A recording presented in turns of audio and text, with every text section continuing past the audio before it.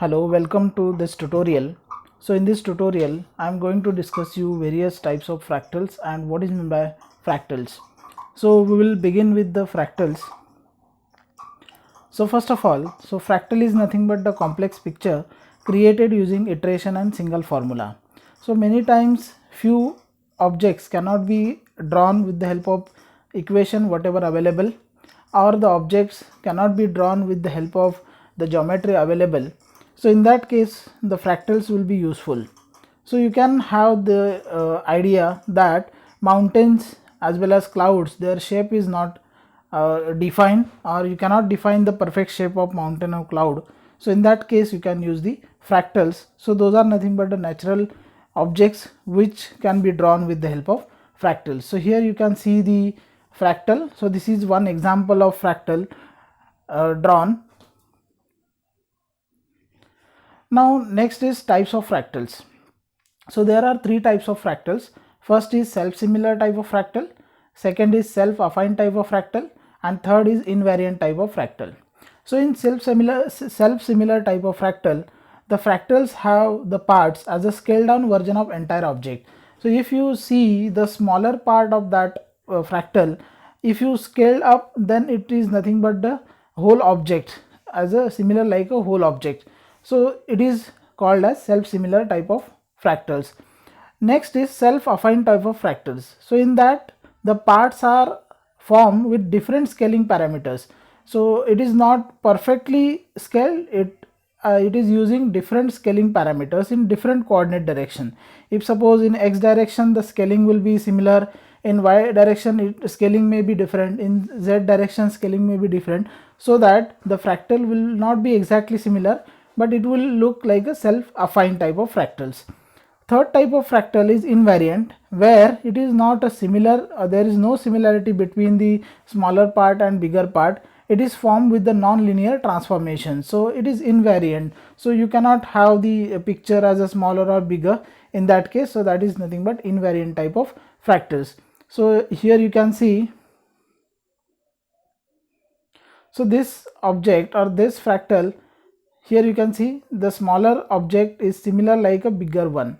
So small object is the exact copy of the bigger one. So that is nothing but a self-similar type of fractal. So this is nothing but self-similar type of fractal. Next topic is fractal dimension. So what is meant by fractal dimension? Fractal dimension is nothing but measure of roughness or the fragmentation of object.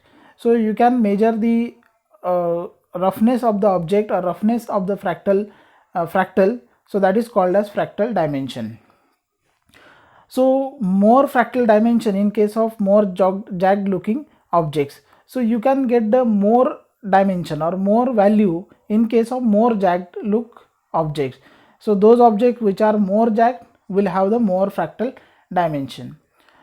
So you can calculate it using some iterative procedure, and that is defined or that is represented by the value or represented by the letter as a D. Here now we will discuss the Koch curve. Koch curve is example of fractal which is drawn or which can be drawn with the help of equation or with the help of program. So in Koch curve, initially you have to take the triangle, and in that triangle every straight line it is replaced with the 4 equal size line with the scaling factor 1/3. So this Koch curve, it is also known as snowflake pattern. Now here I will show you how to draw the Koch curve.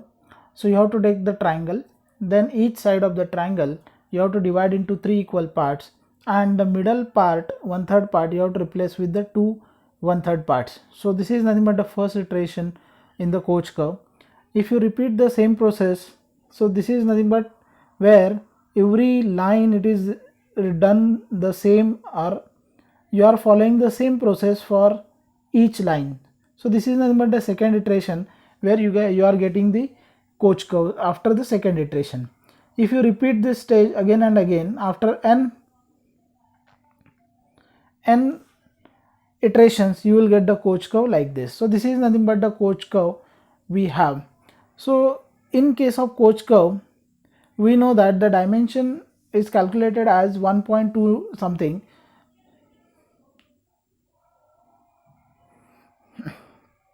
So in Koch curve, the fractal dimension is calculated at 1.2619.